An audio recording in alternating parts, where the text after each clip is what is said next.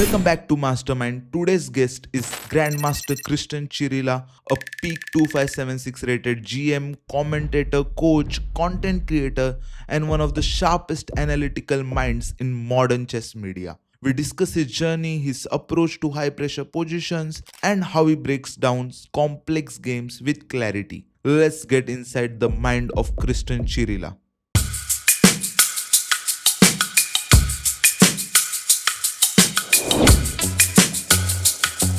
Welcome, Kristen. How have you been lately? Between commentary, coaching, content, and your own chess, what's keeping you busiest these days? Hi, Swapnil, and thank you very much for the invitation on your show. Looking forward to see how this show is going to progress. I think the idea behind it is very cool. But to answer your question, I would say probably coaching has been the most extensive in terms of keeping me busy, just for the simple fact that that is my main job. I coach at the University of Missouri. I have a team of players that I manage and coach on a regular basis. So that's been keeping me busy. Of course, the World Cup, we're recording this on November 12th. The World Cup is going on, and the World Cup is extremely exciting. Yeah, Lots of games in that one. So just watching those games and trying to analyze occasionally those games keeps me busy as well. So those are the two things right now. And of course, the C Squared podcast, the C Squared channel that you are actually a part of as well. You're one of our editors, so you've been doing a great job with that as well. So yeah, everything is busy, but busy is good. yeah, perfect. So before we jump into the board, tell us what made you choose this particular game for today. Is it a favorite from your career, or maybe one that still teaches you something every time you look at it? I would say it's a fun game. It's a fun game. It was at the beginning, I would say, of my career. So looking back at it, whenever I get to present it, whenever I get to talk about it, it forces me to go back in time and remind some pleasant memories. So I would say that's part of it, and of course, it's just a fun game in general. I've presented it before on the St. Louis Chess Club's channel as well, and I always have a lot of fun going through the moves. So, and I hope the audience will have a lot of fun as well. Sure, I'm quite excited. Let's dive into the board and see the game. Absolutely. So this was a game between myself. I'm with the white pieces, and I'm facing Alexander Shimanov, who is a Russian grandmaster, who, quite funny enough, followed me, of course. It's a way of saying, but he came to the U.S. as well to study Mhm. at a collegiate team. This was sort of my trajectory as well. I left Romania, I came to the U.S., and I came to a university and I studied. He went to a different university. He was a bit younger than I was, but of course, at that time, this was the under 16 Olympiad in Novi Sad, I believe, in Serbia. So um, we didn't know that this is where we're going to end up in the US. I think since then he's back in Russia, doing a lot of content for Levitov Chess, and I'm still in the United States. So quite a similar trajectory, I would say we've both had.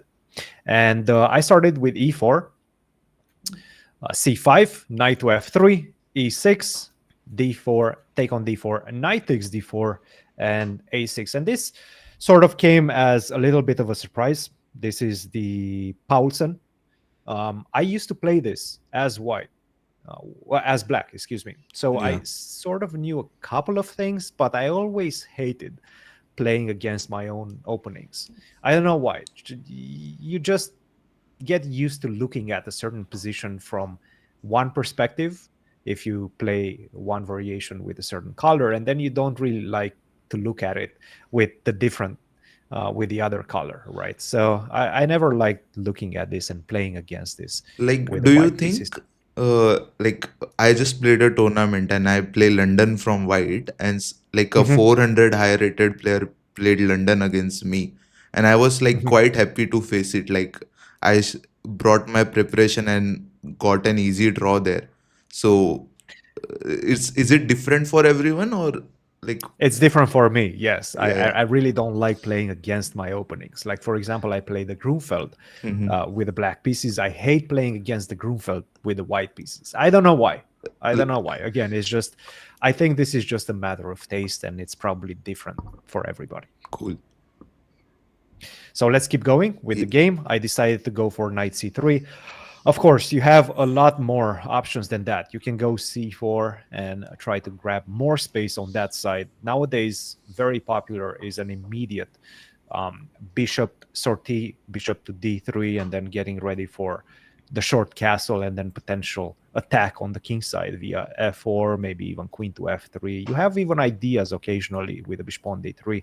And after bishop to d3, generally, we sometimes see this idea of bishop to c5. This is quite novel, and after knight to not necessarily novel. It's been going on for a while. And after knight b3, bishop to a7 or bishop to e7.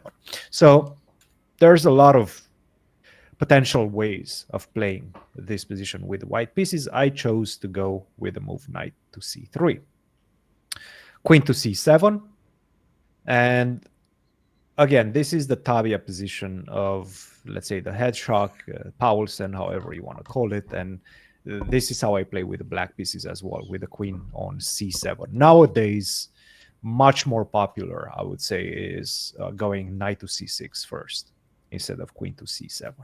But back then, I would say queen to c7 was a bit more popular. And I chose to try to escape the main lines of theory in this one by playing the move bishop to e2. Hmm. Bishop to e2 is one of the lines, one of the main lines. Bishop to d3, I still think it's the main line in the position. Again, a bit more active, a bit more of an aggressive stance with a bishop on d3 rather than bishop on e2. But bishop on e2, perfectly playable. b5, castle, bishop to b7. And at this point, I already have to face some challenges because his next move, I know, is most likely going to be b4. I have to make a choice. b4 attacks my knight, and then obviously, once I move that knight, he could potentially take my pawn on e4. So I have to either defend against b4 with a move a3, or go bishop to f3 to defend this pawn on e4, or to play the move that I played in the game. And I remember at this point I was completely out of theory. Also, I did not know exactly what I'm doing. I was just freestyling. And I decided to go rook to e1. That set up the rook on the e file and prepares to meet the move b4 with, let's see if you can guess it, I think I have Swapkin. What? seen these games, like other games where they go knight d5. I'm Knight not sure d5, if you exactly. it's allowed here. Okay, you can It go is here. a It is allowed indeed, and I think it is the main line. Again, keep in mind that I really did not know this is the main line. I really did not know that this has been played before, and this is a viable piece sacrifice. I was just trying to play by instinct, and it does make sense, right? Because after knight to d5, you're sort of forced to accept this sacrifice. If you try to move the queen, you're going to face the music on that side. Like, for example, if you go something like queen d8, this looks extremely, extremely passive. First of all, Hmm. I can just move my knight, but most likely what I'm going to do is continue putting pressure on c7 with a move bishop to f4, perhaps getting also just ready to meet e takes d5 with e takes d5 and with a check, opening up the e file. So I have a lot of options after the move queen to d8 is definitely not something that you want to do in this position. You have to accept the sacrifice. Just a question And here. Like, it yes, was not in your prep, right? So, like, no, no, no, no, no, no. It was like as definitely I not. said, I have seen some games where they go knight d5. Was it a similar case with you? I don't remember exactly if I've seen a lot of games with the move knight to d5, but it's somewhat of a typical idea in the Sicilian to sacrifice the knight like that. Not entirely in this position, or at least I haven't seen it in this instance, but in a lot of Sicilian lines, very often you do go knight to d5 So, sacrifice, so and like, sometimes you play that for compensation. how do you then decide eventually that okay, this sacrifice can work and like it's a full piece, right? So If it doesn't work, you are lost immediately. So how do you Absolutely. come to that decision? Um, well, the decision was made before I played the move rook to e1. Okay. Because again, you have the few options of defending this pawn on e4, either indirectly with the move a3 or directly with the move bishop to f3. Mm-hmm. But I decided by playing this move rook to e1 to sacrifice the piece. And I did so because I just, first of all, wanted to have a fun game. And I felt that in order, I think at this point he was a little bit higher rated than me. I don't remember exactly. Mm-hmm. Um, but I did think I have some good chances of taking him down in this type of very tactical situations. I always considered myself to be a very tactical player, and especially at that age, I was much more of a tactical player than I am right now. Now I'm starting to become a bit more boring, but back then I really enjoyed this type of positions. And after the exchange on d5, it felt like it's my type of position. It's one in which I have the initiative. I'm the one attacking, and I'm setting the pace in this game. And this is what I wanted from the Perfect. get-go. He played the move bishop to c5, and I gave a check with bishop to f3, king to f8. Of course, you have options of going knight to e7 as well and preserve, let's say, your right to castle. But after knight e7, I think you have some problems. Well, first of all, d6 seems to be an idea in the position, but also just a simple knight to f5 is probably what he did not want to see Yeah. in this one, because right now I'm setting up the pin. If you go castle, you just simply lose your extra piece.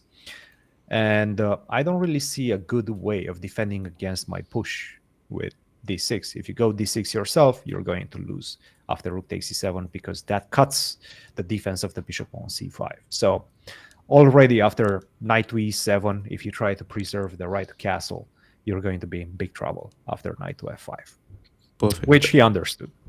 He played the move king to f8, and I continued with knight to f5. At this point, it's a race against the clock. When you're playing with a white piece, you're a piece down. You have to avoid exchanges, and you cannot allow your opponent to finish his development. Um, this is basically his idea after d6. He has a few moves left. If he can manage to get this knight to cover up the e file with knight Mm-hmm. e7, knight e5, also just get the other knight on f6. Once those tasks are being completed by him, he's just simply going to be a piece up, and my compensation is going to be lacking. So at this point, I really had to dig deep, and I would say it's very early on in the game, but I felt that this is the critical moment already, because I felt if he's given a couple of moves, a couple of free moves without being brutally attacked in the position, and without him being forced to think about how to escape, if I give him some soft moves in the position, he's going to block the e file with 97, 95, and he's going to have tremendous chances to win the game. So I remember spending about maybe 45 minutes at this point Oh, on my next move. So if you are watching at home and if you want to sort of test yourself and try to find the candidate moves in the position, you can pause the video and try to do that right now. yeah. The move was a3, Wow. and it's a funny looking move, and you will see the idea that I had in mind after his next move. He played the move b takes a3. Once again, if you try to test yourself a little bit, try to do it right now. But I played the move b4, and I was really proud of this sequence because, of course, you can continue, and you probably should continue taking on b4. If you try to play it safe and stay on this diagonal with the move bishop to a7, there is a problem, and that is the pawn on d6. Finally, I've managed to create another weakness in your position. So now after bishop to f4, you can pretty much resign. There's no way to defend this pawn on d6. right? And this is such a crucial pawn. Again, it's all a matter of tempis. If I would have given you one more tempi to get your knight to d7, then you would simply be able to parry this threat with the move knight to e5, right? Just put the knight in front of that bishop, and that's that. Your attack is over as white. So that's why I had to act fast. So at this point, after b4, he's sort of forced to take on b4. My idea was, of course, to go queen to d4. That's a double attack. I don't think you have enough time to take on e1 Yeah. because after queen to Checkmate. g7, it's not mate immediately, but it's coming. It's coming very soon. You're losing the knight on g8 as well. This bishop is coming out with a tempo because the bishop on e1 will be under attack. Maybe even bishop takes a3. The simple bishop takes a3. I'm basically breaking through in the position. So going back to the game position, he played a move bishop to c3. And this is quite a funny looking position, right? I sacrificed 2 pawns and a knight just to get my pieces on the right squares and just to have a clear path towards the pawn on d6. So I played the move queen to e3. That threatens the checkmate. Yeah. And he decided to go, well, there's a couple of ways to defend against the checkmate. One of them is to just simply take my rook, right? There's no more checkmate on e8 without the rook on e1. But there is a big problem with that. And again, this was part of the plan of me playing this a3 and b4 sequence, trying to disrupt the one defender of one of the most important squares in the position, and that is the pawn on d6. So now I just simply take on a3. I am threatening to take on e1 with the rook, but I'm also threatening to take on d6. So I'm a lot of material down. Yeah. I'm what? A rook and a knight down. So And that's maybe 8 pawn points. also. No, I think pawns are equal, right? Yeah, pawn you got right now. Yeah. I guess I you're got it back. So yeah. pawns are equal. I'm a rook and a knight down. Yeah. But I think my position is probably close to winning because I am threatening to take on d6, and that's going to win the queen. And you don't really have enough time to defend against that because you're going to get checkmated. Check, check, and queen to f8, checkmate. So going back to the game position, taking on e1, taking my rook on e1 is just simply not possible. So what he had to do was keep this bishop on this diagonal so that he can try to defend this pawn on d6 with the bishop. So he played the move knight to e7. And now, again, I can cash in and I can take on e7, but that's just simply not enough because you take, and now you're losing the rook on a1. And that's probably going to be pretty bad news. Now, without the queens, the king is somewhat safe. Not completely safe, the king on f8, but it's somewhat safe. You're not getting checkmated. So it's a very good exchange for black. I had to do something else after knight to e7. And I think I found the right solution. That is to continue trying to get to your soft spots with a move bishop to a3. Bishop takes a3. Of course, again, if you take any of my rooks, you're going to lose the pawn on d6. And once you lose this pawn on d6, I'm breaking through in the position. So you should not allow that. And that's exactly what he did with his last move, bishop to e5. And I think this is the position that he sort of envisioned when he first took my pawn on a3. Quite a few moves ago, 4 moves ago. When I played a3, he probably calculated all of this, and he understood, or at least he thought, that he's safe with the bishop on e5, blocking this action down the e file. Yeah. But he's not. He's not safe, and there's a very particular reason why he's not safe. So once again, this is the second moment. If you are thinking about potentially trying to train yourself and find the best move, pause the video and continue after. The idea is that I'm going to sacrifice my queen. With queen takes e5 in the position. It's a queen for a bishop, and And you I'm not going to already take set on up. e7. Yes, Okay. yes, I'm already down. So right now I'm a full queen down, Yeah. a full queen, no pawns, Yeah. just a queen down. I can try to take on e7, but that's just simply not going to be enough, right? I can even move away with my king. I can even take Yeah. on e7 and give the material back like that. But I have an even better opportunity, and that is to push my pawn. D6. This is a very nice position. After d6, finally I get the fork. I'm breaking through. This pawn is becoming a huge, huge weapon for me because it's getting very close to promotion, and as you will see, it's going to be very difficult for it to be stopped. Mm-hmm. So right now he's kind of in a very difficult situation because he also doesn't really have a very good square for the queen. If he goes something like queen d7, then I can just take. Now you have to go king to g8. If you go king to e8, that's a checkmate in one move after knight Knight. takes g7. Yeah.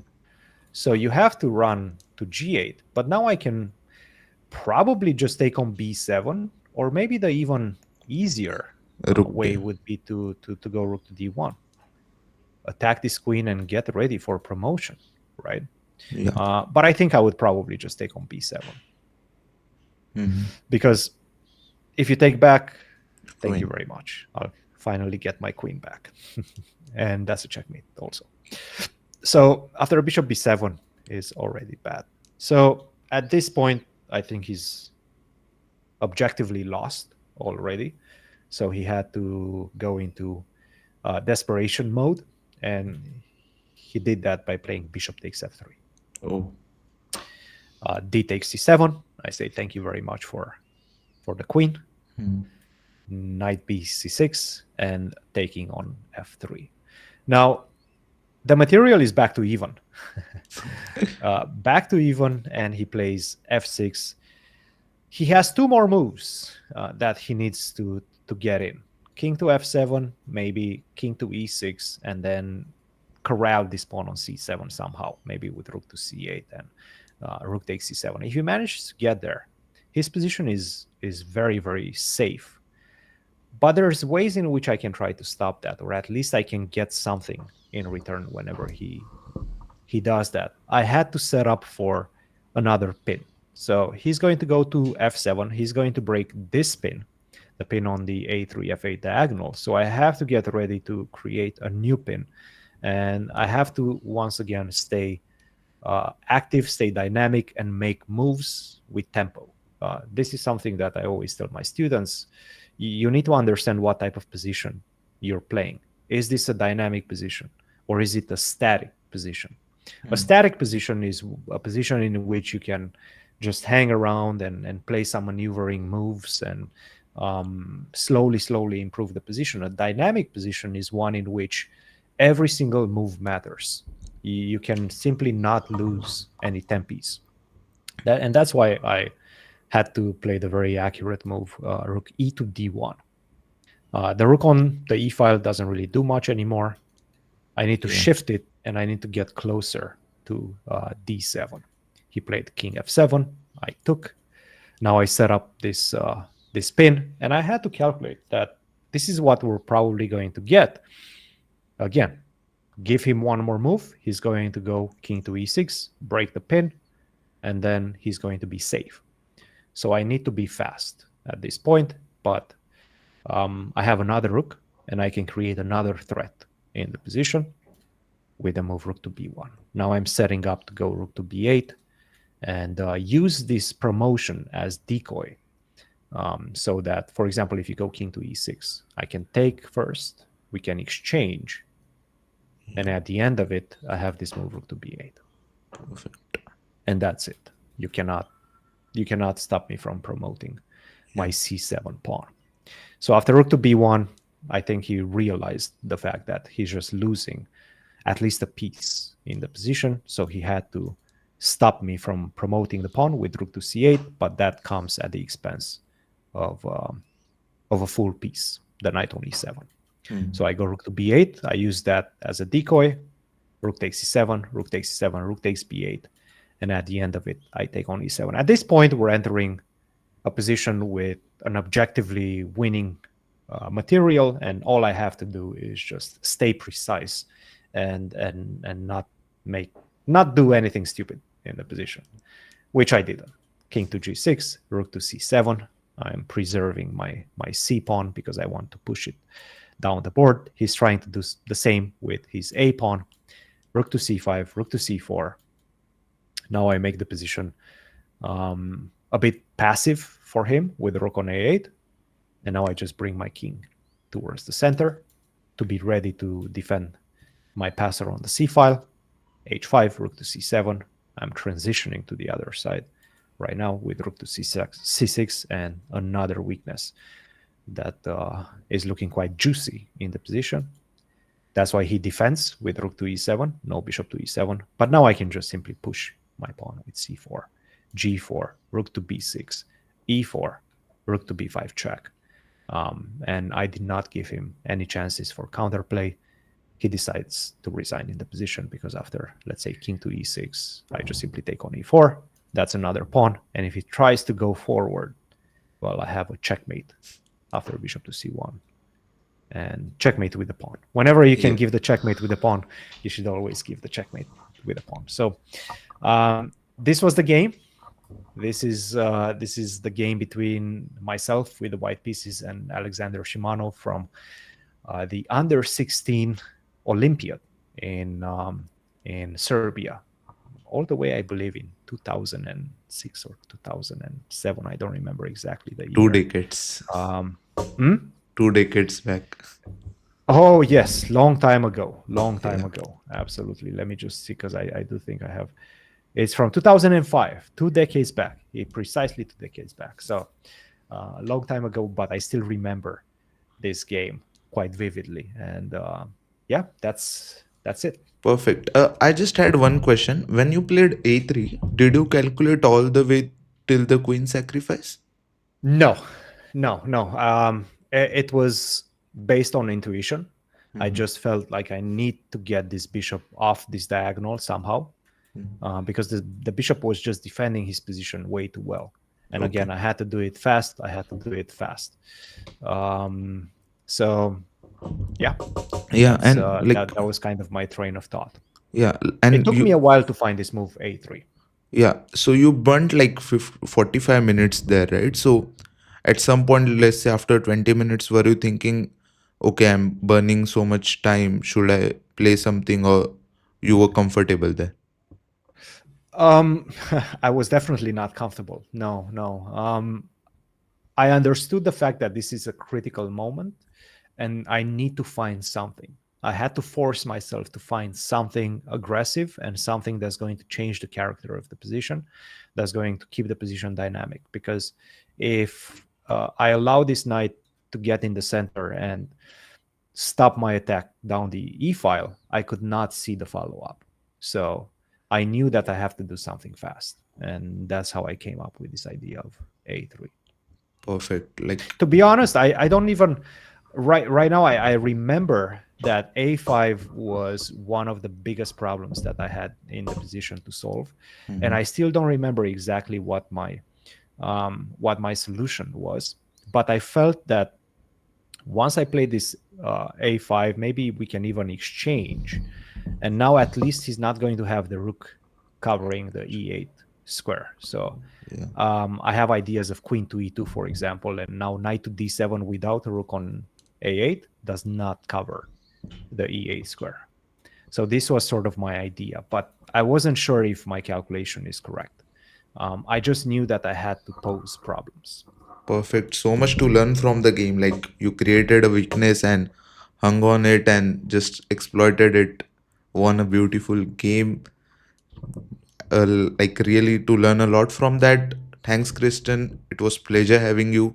Also, as everyone know, Kristen is running the C Squared podcast with Fabi. So please check it down. I will link the channel in the description. Thanks, Kristen. Bye. Thank you, Swapnil. Bye.